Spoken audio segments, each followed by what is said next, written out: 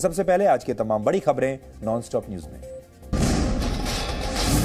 गुजरात के 6 महानगर पालिका चुनावों में बीजेपी को बड़ी जीत मिली है। राज्य की 6 महानगर पालिका में बीजेपी ने बढ़त बरकरार रखी है। बीजेपी को अहमदाबाद में 192 में से 164, वडोदरा में 76 में से 69, सूरत में 120 में से 93, राजकोट में 72 में से 68, भावनगर में 52 में से 44 और जामनगर में 64 में से 50 सीटें मिली हैं। प्रधानमंत्री मोदी ने गुजरात की जनता को धन्यवाद करते हुए ट्वीट किया कि ये भरोसे की जीत है। गुजरात में आज की जीत बहुत खास है, ऐसी पार्टी के लिए जो इस राज्य में 2 दशकों से अधिक समय से अभूतपूर्व जीत दर्ज कर रही है। समाज के सभी वर्गों, खासकर भाजपा के प्रति गुजरात के युवाओं का व्यापक समर्थन देखना खुशी की बात है। गृह मंत्री अमित शाह ने कहा कि गुजरात की जनता ने एक बार फिर प्रधानमंत्री मोदी के शुरू किए गए विकास कार्यों पर मोहर लगाई है। लेह लद्दाख से लेकर हैदराबाद तक और गुजरात से लेकर अब बंगाल में चुनाव है, उसके भी नतीजे अच्छे आने वाले हैं। इस चुनाव में मुख्य विपक्षी दल कांग्रेस को बड़ा झटका लगा है। पूरे राज्य में कांग्रेस को सिर्फ 45 सीटें मिली हैं। वहीं सूरत में आम आदमी पार्टी ने कांग्रेस की कीमत पर 27 सीटें जीत ली। एआईएमआईएम को राज्य में कुल 7 सीटों पर जीत हासिल हुई है। पश्चिम बंगाल के कोयला तस्करी केस में सीबीआई ने टीएमसी सांसद अभिषेक बनर्जी की पत्नी रुजिरा बनर्जी से आज 1 घंटे पूछताछ की। सूत्रों के मुताबिक सीबीआई को पैसे के लेन देन पर रुजिरा से पूरे जवाब नहीं मिले। सीबीआई ने रुजिरा को गवाह के तौर पर केस में शामिल होने को कहा। वहीं सीबीआई टीम के पहुंचने से पहले मुख्यमंत्री ममता बनर्जी अचानक अभिषेक बनर्जी के घर पहुंची। ममता वहां पर 8 मिनट रुकी। उन्होंने संदेश देने की कोशिश की कि टीएमसी और उनका परिवार सीबीआई से डरने वाला नहीं है। 2016 में भी सीबीआई और ईडी को लगा दिया था, ये एक आरोप है जी। तो आरोप को साबित करने के लिए वो तो सारे सीबीआई ईडी वगैरह वगैरह लगा दिया। ये तो चुनाव के मद्देनजर रखते हुए सब कार्रवाई हो रहा है। वहीं बीजेपी ने पूछा कि क्या ममता बनर्जी अभिषेक और रुजिरा को सीबीआई से बचने के नुस्खे बताने गई थी। शायद उन्होंने कोई टिप्स देने के लिए पहुंचे थे उधर, कारण उनको मालूम है आज सीबीआई पहुंच रहा है, तो उसका पहले उनका और से कुछ सलाह मशवरा। पश्चिम बंगाल सरकार ने कोयला घोटाले को लेकर सुप्रीम कोर्ट में कहा है कि सीबीआई को राज्य के मामले की जांच का अधिकार ही नहीं है।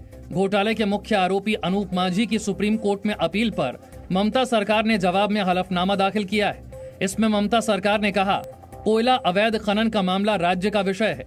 इस मामले में सीबीआई का जांच करना ठीक नहीं है। सीबीआई से मंजूरी 2 साल पहले वापस ली जा चुकी है। सुप्रीम कोर्ट इस मामले में अब 1 मार्च को सुनवाई करेगा।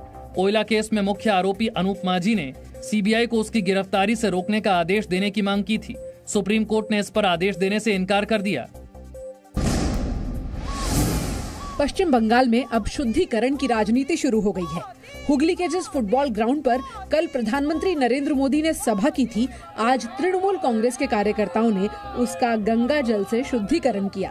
कल इसी मैदान पर मुख्यमंत्री ममता बनर्जी की रैली होनी है। এই মাঠটাকে শুদ্ধিকরণ করার জন্য আজকে এখানে কোনো অশুভ শক্তি জানি না ঢোকে, তার জন্যই আমরা গঙ্গা জল আজ ছিটি। অশুভ শক্তি ঢুকলে আমাদের বাংলার ক্ষতি হবে। बीजेपी ने कहा कि प्रधानमंत्री मोदी को बंगाल के लिए अशुभ बताना टीएमसी की निम्न स्तर की राजनीति है। प्रधानमंत्री मोदी 28 फरवरी को फिर बंगाल दौरा करेंगे। भारत में प्रतिबंधित खालिस्तानी संगठन सिख फॉर जस्टिस ने एक भड़काऊ वीडियो जारी किया है। इस वीडियो में गुरपतवंत सिंह पन्नू ने पश्चिम बंगाल और महाराष्ट्र को भारत से अलग करने की बात की है। पन्नू ने ममता बनर्जी और उद्धव ठाकरे को चिट्ठी लिखने का दावा भी किया।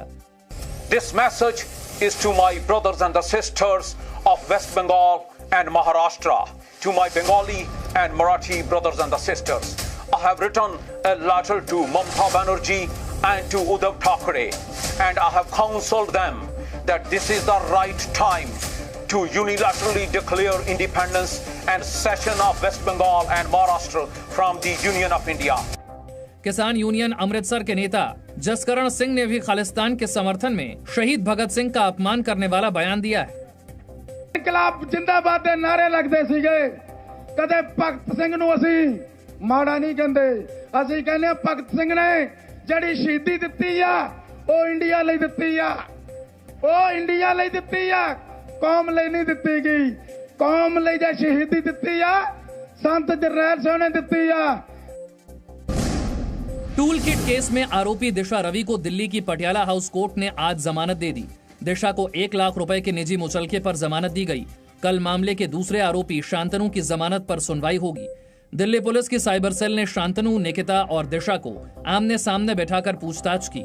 लाल किला हिंसा में आरोपी दीप सिद्धू को कोर्ट ने 14 दिन की न्यायिक हिरासत में भेज दिया है। उधर दिल्ली हिंसा का एक और आरोपी लखा सिधाना आज पंजाब के बठिंडा में किसान रैली में शामिल हुआ। दिल्ली पुलिस ने लखा पर 1 लाख रुपए का इनाम रखा है। सरकार ने कृषि कानूनों को किसान के हित में बताया है। कृषि राज्य मंत्री कैलाश चौधरी ने कहा कि ये किसानों को आजादी देने वाले कानून हैं। उन्होंने आरोप लगाया कि किसान आंदोलन के बहाने विपक्ष राजनीतिक रोटियां सेक रहा है। कानून बनाए जो किसानों को आजादी देने वाला है और जो किसानों की स्वयं की मांग थी। लंबे समय से किसान कह रहा था कि हमें कब बिचौलियों से मुक्ति मिलेगी, कब हम मनचाहे स्थान पर मनचाहे रेट के ऊपर बेच सकेंगे, और वहीं विपक्ष इसमें आग में घी डालने का काम कर रहा है।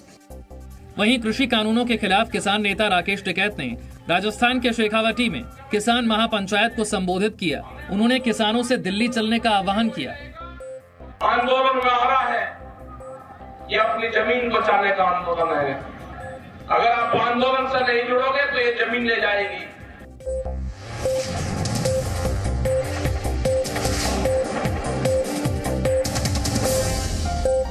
Presenting B News app, available on Google Play and App Store. Download it now.